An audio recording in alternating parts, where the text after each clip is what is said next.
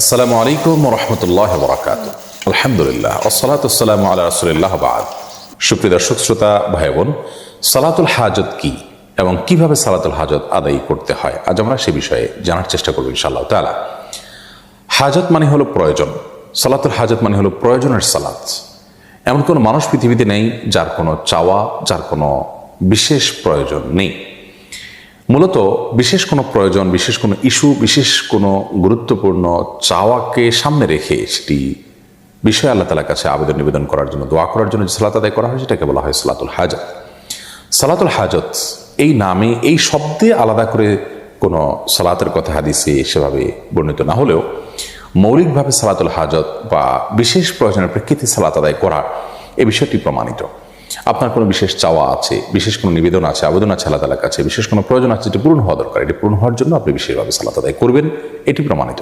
কোরআনে কারিমে আল্লাহ তাআলা বলেছেন ওয়াস্তাঈনু বিস-সাবরি ওয়াস-সালাহ, তোমরা সবর এবং সালাতের মাধ্যমে আল্লাহ তাআলার কাছে সাহায্য প্রার্থনা করো। যে কোনো ইস্যুতে সাহায্য প্রার্থনা করার ব্যাপার থাকতে পারে, সেখানে আমরা সালাত আদায় করে সাহায্য প্রার্থনা করব, এটাই হলো প্রয়োজনের মুহূর্তের সালাত। আর নবী করিম সাল্লাল্লাহু আলাইহি ওয়াসাল্লাম সম্পর্কে আবু দাউদে বর্ণিত হয়েছে কানাইদা হাজাবাহু আমরুন ফাসাল্লাহ, অন্য বর্ণনা আছে কানাইদা হাজাবাহু আমরুন ফাজা ইলা সালাহ, অর্থাৎ নবী করিম সাল্লাল্লাহু আলাইহি ওয়াসাল্লামের জীবনে গুরুত্বপূর্ণ কোনো ইস্যু, কোনো প্রয়োজন, কোনো সমস্যা তার সামনে এসে পড়লে তিনি সাথে সাথে সালাতে দাঁড়িয়ে যেতেন।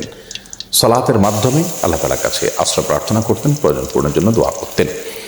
বিশ্ববিখ্যাত মুহাদ্দিস মোল্লা আলী কারি রাহিমাহুল্লাহ তিনি বলেছেন যে এই সালাত যে নবী সাল্লাল্লাহু আলাইহি ওয়াসাল্লাম প্রয়োজন হলে সালাতে দাঁড়িয়ে যেতেন, এটা কি সালাতুল হাজত বলা যেতে পারে, অর্থাৎ প্রয়োজনের মুহূর্তের সালাত এটাই, যেহেতু এটার বিশেষ কোনো কাইফিয়ত বা পদ্ধতি বা বিশেষ কোনো সময় ঠিক করা নেই, যে কোনো সময় এটি পড়া যেতে পারে।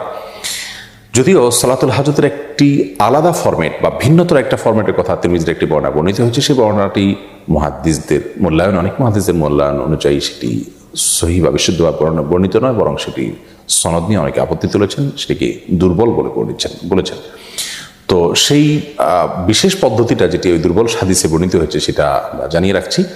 সেটি হলো এরকম যে আপনি কোনো প্রয়োজন পূরণের জন্য সুন্দর করে উত্তম রূপে ওযু করে এরপর 2 রাকাত সালাত আদায় করে তারপর আল্লাহ তাআলা প্রশংসা করে নবী সাল্লাল্লাহু আলাইহি ওয়াসাল্লামের দরুদ পাঠ করার পর একটি দোয়া পেশ করবেন। দোয়াটি হলো লা ইলাহা ইল্লাল্লাহুল হালিমুল কারীম সুবহানাল্লাহি রাব্বিল আরশিল আযীম আলহামদুলিল্লাহি রাব্বিল আলামিন আসআলুকা মুজিবাত রাহমাতিক ওয়া আযাইমা মাগফিরাতিক ওয়াল গনিমাতা মিন কুল্লি বির ওয়াস সালামাতা মিন কুল্লি ইথম লা তাদা লানা যামবান ইল্লা গফারতাহ ওয়ালা হাম্মান ইল্লা ফাররাজতাহ ওয়ালা হাজাতান হিয়া লাকা রিদান ইল্লা কাদাইতাহা ইয়া আরহামার রাহিমিন। এই দোয়াটি শব্দের কিছুটা হেরফের সহকারে ভিন্নতরভাবেও বর্ণিত হয়েছে, মূল জিনিস একই, যে কোনটা পড়লেই মূল উদ্দেশ্য হাসিল হতে পারে। দোয়াটির অর্থটা খুব চমৎকার, সেটি হলো আল্লাহ ছাড়া সত্যিকারের কোনো মাবুদ নেই